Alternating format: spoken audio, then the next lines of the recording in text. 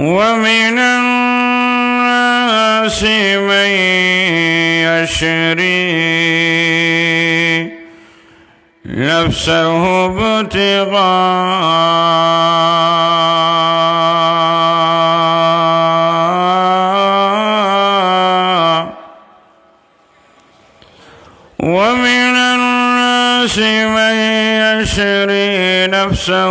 ابتغاء مرضات الله والله رؤوف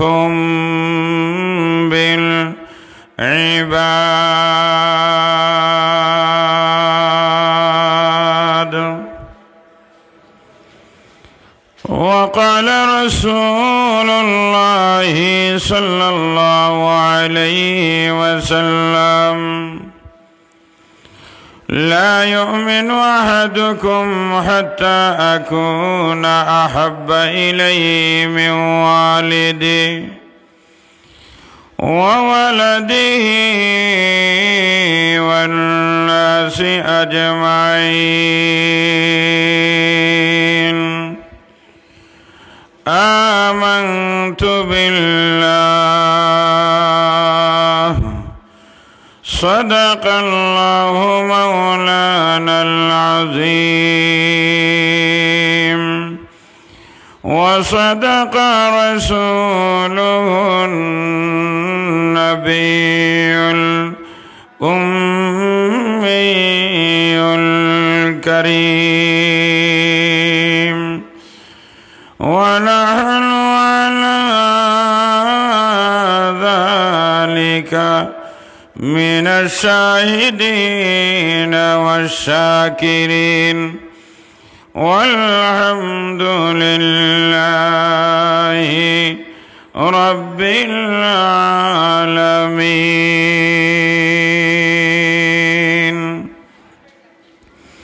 সবাই মহব্বতে জবান খুলে মদিনা ওয়ালার শানে দুরূদ শরীফ পড়ে। আল্লাহুম্মা সাল্লি আলা মুহাম্মাদ ওয়া আলা আলি মুহাম্মাদ কামা সাল্লাইতা আলা ইব্রাহিম ওয়া আলা আলি ইব্রাহিম ইন্নাকা হামিদুম মাজিদ। اللهم بارك على محمد وعلى زبان كلي اقرأ زبان كلي محبت درود شريف پڑھی وعلى آل محمد كما باركت على إبراهيم وعلى آل إبراهيم إنك حميد مجيد। পূর্ব সিলেটের আসলে শব্দটা একেবারে সীমিত হয়ে গেছে। পুরা বাংলাদেশের মধ্যে প্রাচীনতম দ্বীনি বিদ্যাপীঠ, ঐতিহ্যবাহী ঢাকা উত্তর মোহাম্মদপুর জামিয়া দিনিয়া আসাদুল উলুম রামদা মাদ্রাসা কর্তৃক আয়োজিত ৭৩তম দুদিনব্যাপী বার্ষিক জলসার চলমান প্রথম দিনের চলমান অধিবেশনের জনাব সদরে মুহতারম উস্তাদুল মুহাদ্দিসিন ওয়াল মুফাসসিরিন শেখুল মাশাইখ, বাংলাদেশের শীর্ষর শেখুল হাদিস হযরতদের মধ্যে অন্যতম শেখুল হাদিস আল্লামা শেখ আউলিয়া হোসেন সাহেব শেখে বারোটুকরি দামাত বারাকাতুহুল আলিয়া সহ মঞ্চে অবস্থানরত জাতির রাহবর, জাতির কর্ণধার, জাতির বিবেক হযরত উলামায়ে কেরাম, আমার সামনে অবস্থানরত আমার পিতৃতুল্য মুরব্বিয়ানে আযম, বিশেষ করে আমার যুবক ও ছাত্র ভাইরা, পর্দার অন্তরালে আমার সম্মানিত মা বোনেরা, সর্বপ্রথম মহান রব্বুল আলামিনের লাখ কোটি শুকর আদায় করি, যিনি আমাকে আপনাকে হাজারো লাখো মানুষ থেকে বাছাই করে কোরআনের মহব্বতে, কোরআনের নিসবতে, দিনী দরসগার দাওয়াতি জান্নাতি নুরানি কোরআনি বাগানে আসার বসার তৌফিক দান করেছেন। আমরা খুশি না বেজার? এই আওয়াজ দ্বারা তো হবে না, এই আওয়াজটা তো মাঠও অতিক্রম করবে না। বাজার তো দূরে রাখলাম, অন্ততপক্ষে বাজারে যারা আছেন এদের কাছে নিউজটা পৌঁছাইয়া দেন যে তোমরা বাজারে থাকো আর আমরা জান্নাতের বাগানে আছি। কথা বলেন ঠিক না? তাহলে এটা কত বড় আনন্দের বিষয়, খুশির বিষয়। এই জন্য আমরা খুশি না বেজার? এবার দুইটা হাত উঁচু করি, দুইটা হাত সবাই উঁচু করি আর মহব্বতে বলি আমরা খুশি না বেজার? যে পরিমাণ খুশি এই পরিমাণ জবান খুলে প্রাণ ভরে মালিকের শুকরিয়া আদায় করি আলহামদুলিল্লাহ।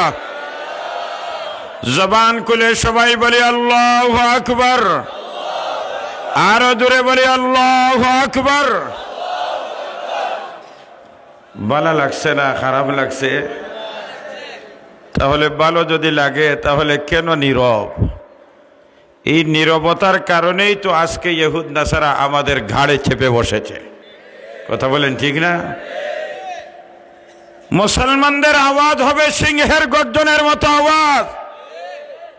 মুসলমানদের আওয়াজ নীরব হয়েছে, মুসলমান নীরব নিস্তব্ধ হয়েছে। এই সুযোগে আজ গোটা দুনিয়ার ইহুদি খ্রিস্টান নাস্তিকরা মুসলমানদের গালে চেপে বসেছে। মুসলমানদের আওয়াজ ছিল সিংহের আওয়াজ, মুসলমান আওয়াজ দিয়েছে, গোটা দুনিয়ার অমুসলিমদের মস্তদে ভূমিকম্প শুরু হয়েছে।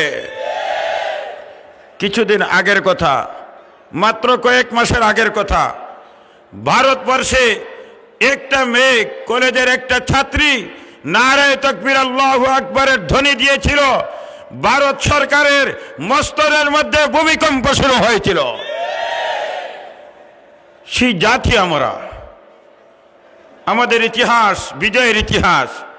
আজ মুসলমানদের আওয়াজ দুর্বল হয়েছে, মুসলমানরা নীরব নিস্তব্ধ হয়েছে। এই সুযোগেই আজ অমুসলিমরা আমাদের উপর চেপে বসেছে। কি পরিমাণ গোটা দুনিয়ায় যত জায়গায় নির্যাতন হচ্ছে, সবগুলি জায়গায় নির্যাতিত একটাই জাতি, এরা হলো মুসলমান। অথচ মুসলমান জাতি নির্যাতিত ছিল না। আজ ফিলিস্তিনে বছরের পর বছর নির্যাতন চলতেছে। আজ লক্ষাধিক নবী রসুলদের কিবলা, এমনকি আমার আপনার নবীদের 16 মাসের কিবলা সুলাইমান পয়গম্বরের নির্মিত যে কিবলা মসজিদে আকসা, আজ ইহুদিদের দখলে। অথচ মুসলমান সংখ্যার দিক দিয়ে কম নয়, গোটা পৃথিবীর জনসংখ্যার মধ্যে অন্ততপক্ষে 200 থেকে 200 কোটি মুসলমান। কেন আজ আমাদের মুসলমানদের কিবলা মসজিদে আকসাকে কেন আমরা নিরাপদ করতে পারি না? কেন আজ নিরাপদে মসজিদে আকসায় নামাজ আদায় করতে মুসলমান পারে না? কেন আজ ফিলিস্তিনের মুসলমান বছরের পর বছর নির্যাতিত হবে?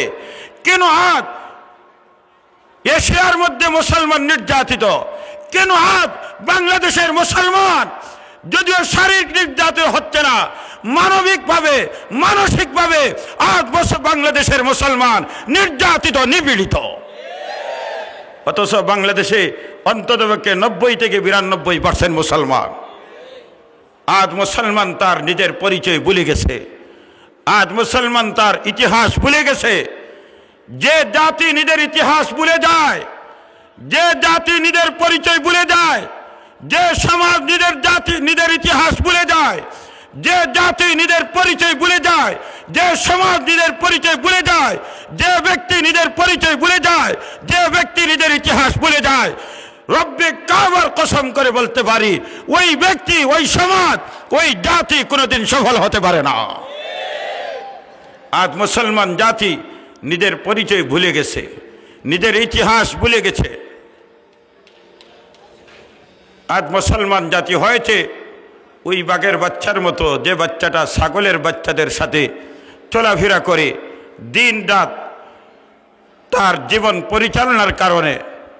বাঘের বাচ্চা যেভাবে নিজের পরিচয় ভুলে গিয়ে ছাগলের বাচ্চাদের গুতার শিকার হয়েছে, নির্যাতনের শিকার হয়েছে, আজ মুসলমান ওই বাঘের বাচ্চার মতো হয়ে গেছে।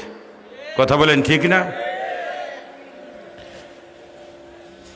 এই জন্য আজ জাতির কর্ণধার, জাতির বিবেক, জাতির কান্ডারি উলামায়ে কেরাম কোরআন সুন্নাহর আলোকে মুসলমান জাতিকে তার পরিচয় তুলে দিতে চায়, মুসলমান জাতির সামনে তার পরিচয় তুলতে চায়, মুসলমান জাতির ইতিহাসের মাধ্যমে মুসলমান জাতিকে উজ্জীবিত করতে চায়। এ মুসলমান জাতি, তোমাদের ইতিহাস ছিল সোনালী ইতিহাস। এ মুসলমান জাতি, তোমাদের ইতিহাস ছিল বিজয়ের ইতিহাস। দেখো বদরের ময়দান, দেখো উহুদের ময়দান, দেখো খন্দকের ময়দান, দেখো ইতিহাস তোমাদের। এক মুসলমান থাকা অবস্থায় নিরস্ত মুসলমান 313 জন বদরের ময়দান থেকে বিজয়ী বেশে মুসলমানরা ফিরলেন। কেন আজকে মুসলমান নির্যাতিত? তার কারণ মুসলমান তার পরিচয় ভুলে গেছে। একটাই কারণ, মুসলমান নিজের পরিচয় ভুলার কারণে মালিকেরও পরিচয় ভুলে গেছে। মান আরাফা নফসাহু আরাফা রাব্বাহু, মান আরাফা নফসাহু আরাফা রাব্বাহু। যে নিজের পরিচয় জানতে পারে, আরশের মালিক রব্বে কাবার পরিচয় জানতে দেরি হয় না। আমার পরিচয় কি? আমি কোথায় থেকে আসলাম, কেন আসলাম, কি জন্য আসলাম? এক আল্লাহর গোলাম রাস্তা দিয়ে হাঁটে, সবাই তার নির্যাতনের ভয়ের কারণে যার যার অবস্থান থেকে সবাই সম্মান করে, মর্যাদা করে, মুরব্বীরাও মর্যাদা করে, নেতারাও সম্মান দেয়, মসজিদের ইমাম মুয়াজ্জিন সবাই সম্মান দেয়।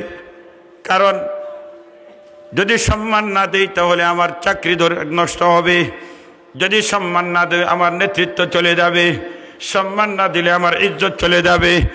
এই বয়ে সবাই তাকে সম্মান করে, সবাই মর্যাদা দেয়।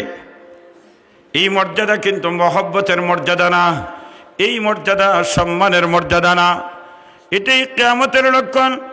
মাহবুবে কিবরিয়া বলেন, কিয়ামতের আগে এমন একটা সময় আসবে, উকরিমার রাজুলু মুখাবাতার শররি, মানুষ মানুষের সম্মান করবে তার অনিষ্টতা থেকে বাঁচার জন্য, অনিষ্টতার ভয়ে মানুষ মানুষকে সম্মান করবে।